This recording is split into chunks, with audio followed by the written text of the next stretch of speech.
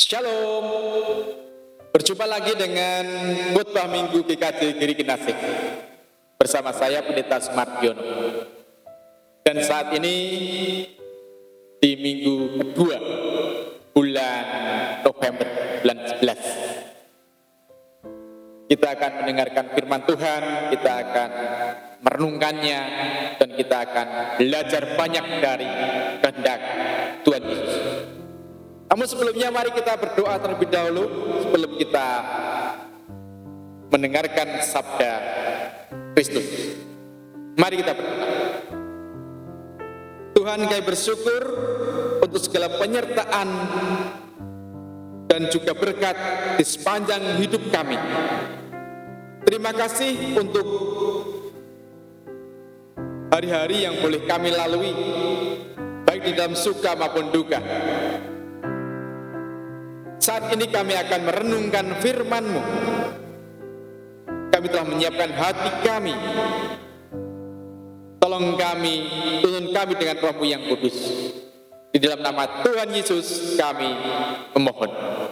Amin. Bacaan firman saat ini terambil dari kitab Injil bab 13 ayat 1 sampai 8, yang demikian firman-Nya. Ketika Yesus keluar dari bait Allah, seorang muridnya berkata kepadanya, "Guru, lihatlah betapa kokohnya batu-batu itu dan betapa megahnya gedung-gedung itu." Lalu Yesus berkata kepadanya, "Kau lihat gedung-gedung yang hebat ini, tidak satu batu pun akan dibiarkan terletak di atas batu yang lain. Semuanya akan diruntuhkan." Ketika Yesus duduk di atas bukit Zaitun, berhadapan dengan bait Allah, Petrus, Yakobus, Yohanes, dan Andreas bertanya sendirian kepadanya, "Katakanlah kepada kami, bila manakah itu akan terjadi, dan apakah tandanya? Kalau semuanya itu akan sampai kepada kesudahannya." Maka mulailah Yesus berkata kepada mereka, "Waspadalah supaya jangan ada orang yang menyesatkan kamu. Akan datang banyak orang dengan memakai namaku dan berkata, 'Akulah dia,' dan mereka akan menyesatkan banyak orang. Dan apabila kamu mendengar deru perang dan kabar-kabar tentang perang, janganlah kamu gelisah. Semuanya itu harus terjadi, tetapi itu belum kesudahannya. Sebab bangsa akan bangkit melawan bangsa dan kerajaan melawan kerajaan. Akan terjadi gempa bumi di berbagai tempat dan akan ada kelaparan. Semuanya itu barulah permulaan penderitaan menjelang zaman baru. Yang berbahagia setiap orang yang mendengarkan firman Tuhan dan memelihara serta melakukannya. Haleluya. Saudaraku yang dikasihi oleh Tuhan Yesus Kristus, dimanapun berada, jemaat yang di rumah maupun yang juga di dalam gedung gereja. Saat ini kita telah memasuki masa yang cukup baik, di mana pandemi sudah mulai mereda. Namun bukan berarti kita tidak taat terhadap aturan, tetap kita lakukan yang terbaik untuk menjaga keselamatan bersama. Tema saat ini, setia membangun bait Allah yang sejati. Setia membangun bait Allah yang sejati. Ketika ada bencana gempa atau bencana alam yang lainnya, Dan ketika ada rumah ibadah yang rusak, pasti akan dilakukan pembangunan. Dan pembangunan itu akan lebih baik bentuknya. Wujudnya bangunan akan lebih bagus. Seperti yang juga telah dikerjakan di tempat asal saya, di Bantul, di Kadit Canden, gereja yang sederhana. Ketika terjadi gempa di tanggal 26 Mei 2006, gereja hancur. Dan ketika hari Minggu tanggal 27 bulan Mei, saya ada di gedung itu yang hancur. Ketika itu sendirian, jam 7:30 pagi, kupandangi gedung yang hancur dan sedih hati ini. Lalu datanglah orang yang pertama, kedua, dan ada 3 orang yang kami ajak berdoa bersama. Tuhan, mampukan kami untuk kembali membangun gedung ini dengan baik. Puji Tuhan, kemarin saya menerima gambar gedung gereja itu begitu megah dan indah. Menjadi kebanggaan, bahkan gedung-gedung tempat-tempat ibadah yang lain juga dibangun dengan hebatnya. Dengan dana 1 miliar itu hal yang biasa untuk pembangunan tempat ibadah kala ini. Bahkan saat ini pun banyak orang juga berlomba-lomba untuk atau melakukan pembangunan dengan begitu luar biasa. Apakah ada yang salah? Saya kira juga nggak begitu salah. Boleh saja membangun gedung gereja, tempat ibadah dengan begitu hebat, megah. Namun janganlah kita lalu memiliki kesalahan di dalam menempatkan diri. Kalau tempat ibadah yang nyaman, lalu hati kita tenang, ibadah kita bisa kusuk. Di tempat ibadah yang reot, lalu kita ibadah dengan tidak nyaman karena kursinya ditempati untuk duduk pun tidak nyaman.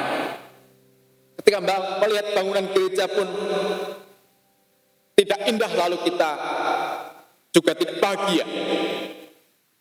Sebab Tuhan Yesus mengatakan ketika bersama-sama dengan para murid, dia berkata, "Oh, lihatlah, gedung itu akan hancur.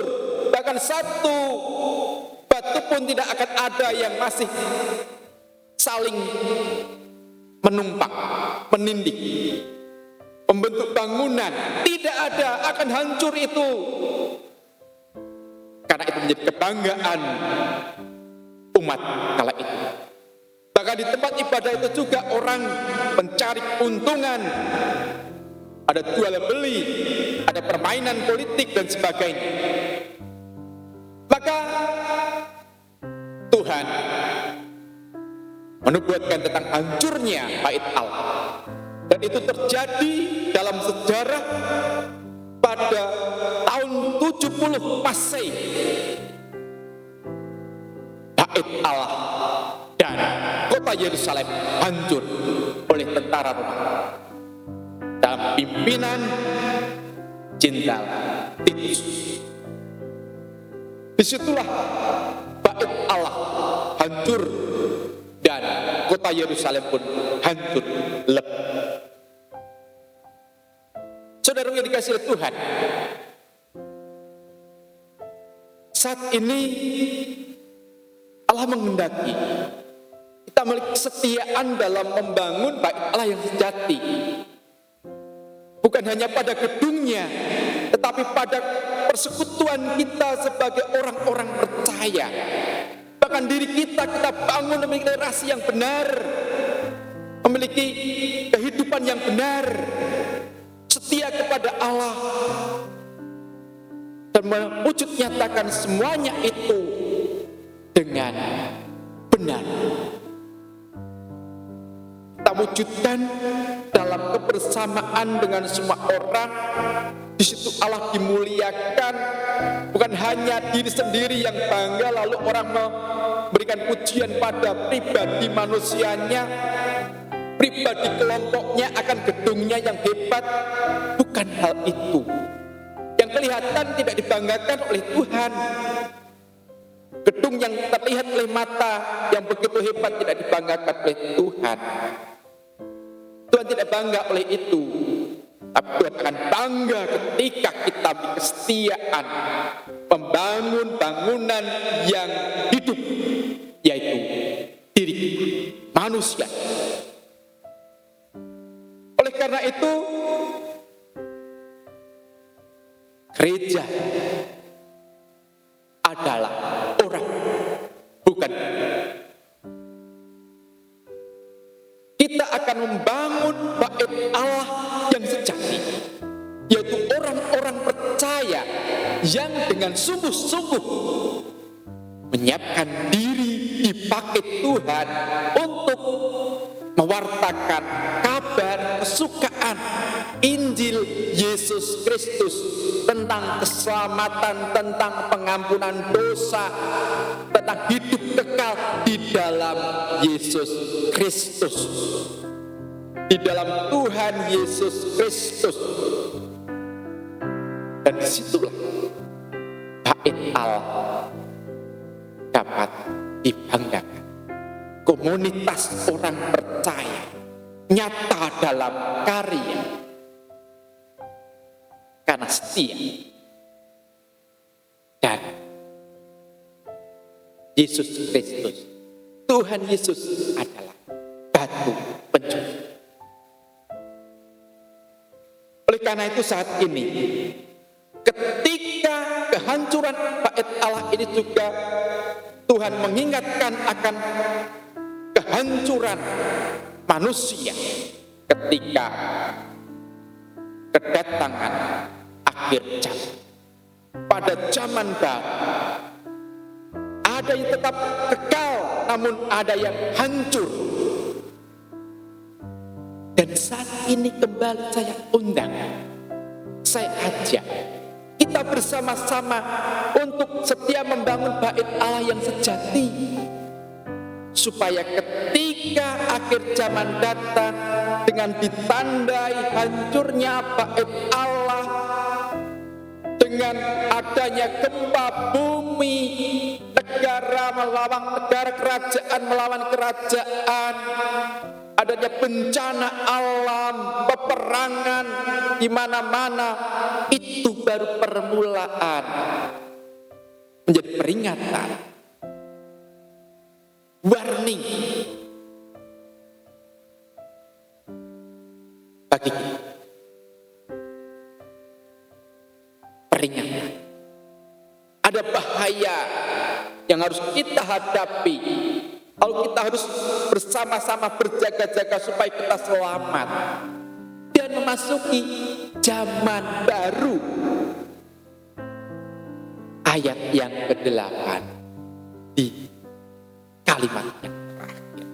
Semua itu barulah permulaan penderitaan menjelang zaman baru. Ada derita, kita harus hati-hati, kita harus siap dengan peringatan adanya hal-hal tersebut yang disampaikan oleh Tuhan Yesus sendiri.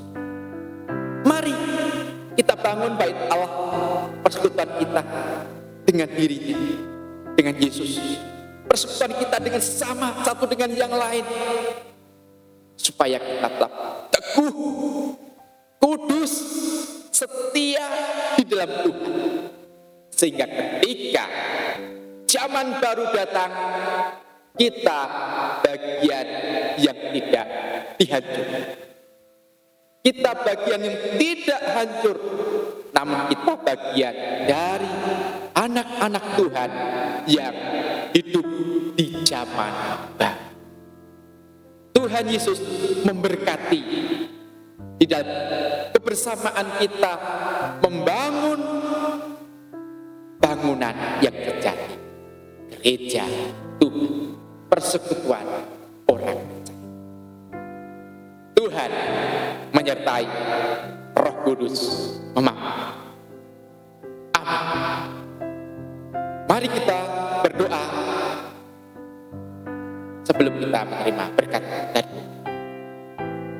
Bapa di surga, kami bersyukur untuk berkat-Mu, untuk firman-Mu yang begitu luar biasa, bahwa ketika para murid Tuhan begitu kagum dengan keindahannya bait Allah di Yerusalem yang dibangun oleh Raja Herodes selama 40 tahun lamanya, dan menjadi kebanggaan akan umat.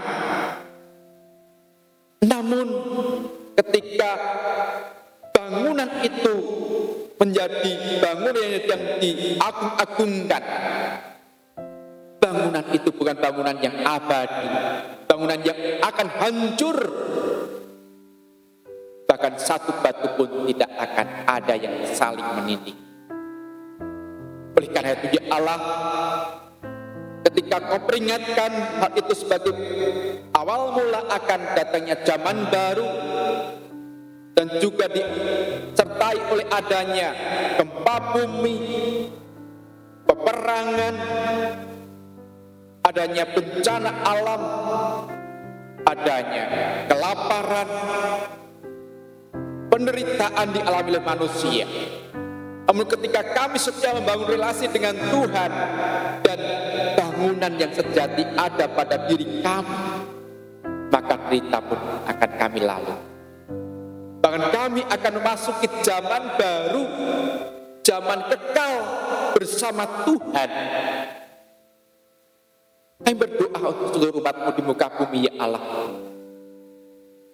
Berkati dalam kebersamaan membangun gereja Tuhan yang hidup, yang menjadikan nama Tuhan dimuliakan, Injil diwartakan.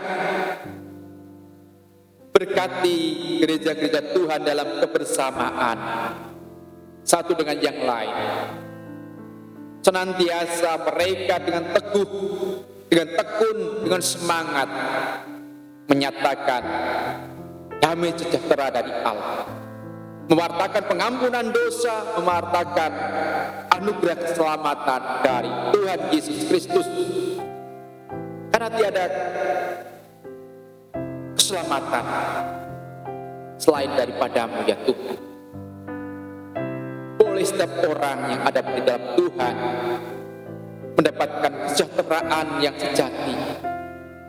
Meskipun saat ini juga derita tetap dialaminya. Kami berdoa untuk setiap keluarga, berkatilah di dalam membangun kebersamaan hidup berkeluarga. Berkati di dalam mencari kecukupan hidup setiap hari. Oleh karena itu pekerjaannya Tuhan yang memberkati. Kami juga menyerahkan kepada-Mu ya Allah setiap anak muda. Berkatilah mereka dalam berelasi dengan sesamanya. Berkati mereka yang merindukan pasangan hidup, berkati mereka yang merindukan pekerjaan, berkati mereka yang sedang menyelesaikan pendidikannya, berkati mereka dalam rencana, cita-cita dan cinta. Berkati pula anak-anak kami ya Allah, supaya mereka pun tekun dalam belajar, bahkan bentar lagi mereka akan menghadapi ujian akhir semester. Ujian di semester 1 ini. Berkatilah ya Bapa. Berkatilah anak-anak kami dalam menyiapkan diri untuk boleh menjadi anak-anak yang berkualitas di dalam Tuhan. Kami juga berdoa untuk eyang-eyang kami di usianya yang semakin bertambah. Bertambah pula kesetiaan dan kebahagiaan di dalam Tuhan. Kami berdoa secara khusus untuk saudara kami yang ada dalam sakit penyakit, baik di rumah sakit maupun yang ada di rumahnya masing-masing, dalam perawatan keluarga maupun dalam perawatan juru rawat dokter.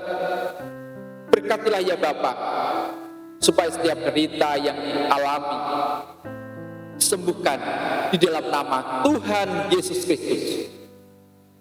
Kami berdoa untuk semangat yang senantiasa dijaga.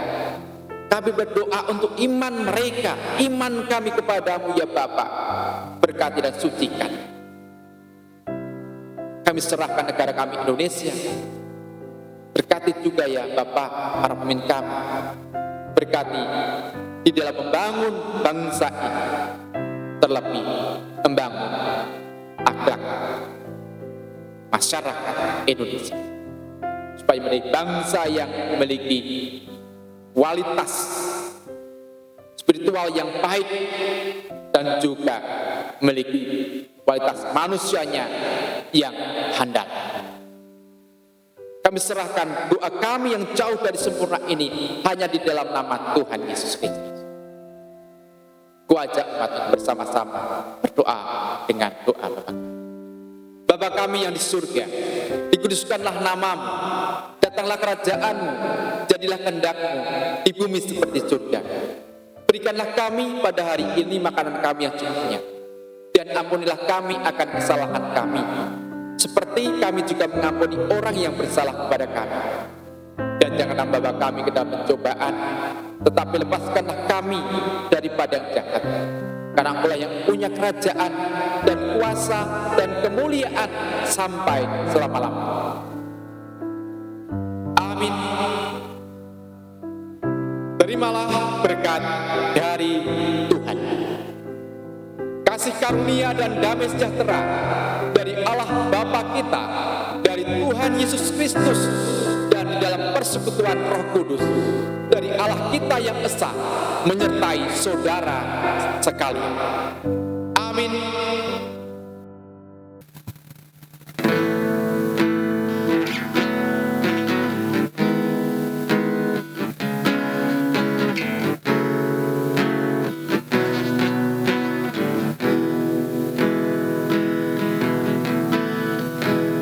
Kasih setiamu yang kurasakan lebih tinggi dari langit biru. Kebaikanmu yang telah kau nyatakan lebih dalam dari lautan. Berkat-Mu yang telah ku terima sempat membuatku terpesona. Apa yang tak pernah ku pikirkan, itu yang Kau sediakan bagiku. Siapakah aku ini Tuhan? Jadi biji mata-Mu. Dengan apakah ku balas Tuhan sayang?